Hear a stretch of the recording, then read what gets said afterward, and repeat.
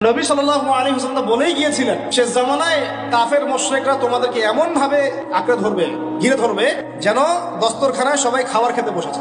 সাহাবীরা ওই যুগে বলছিলেন, ইয়া রাসূলুল্লাহ সাল্লাল্লাহু আলাইহি ওয়াসাল্লাম, আমরা কি ওই সময় সংখ্যায় কম হব? অবাক হয়েছিলেন তারা, কারণ ওই সময় তো ইসলামের বিজয়ের যুগ। আমাদের এইরকম অবস্থা হবে যেখানে আমরা 313 মিলে 1000 বদরে ঠেকাই দেই, 700 মিলে উহুদে 3000 ঠেকাই দেই, মোতাব যুদ্ধে আমরা কত 3000 নিয়ে 2 লাখকে ঠেকাই দেই। ওই মুসলমানদের এই অবস্থা হবে? সাহাবীরা বলছিলেন অবাক হয়ে।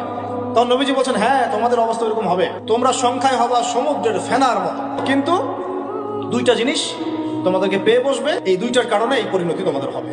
এক, তোমাদের মধ্যে দুনিয়ার মহব্বত তোমাদেরকে পেয়ে বসবে, আর একটা আল ওয়াহান তোমাদেরকে ধরে ফেলবে। সাহাবীরা বলছে, ওয়াহান কি?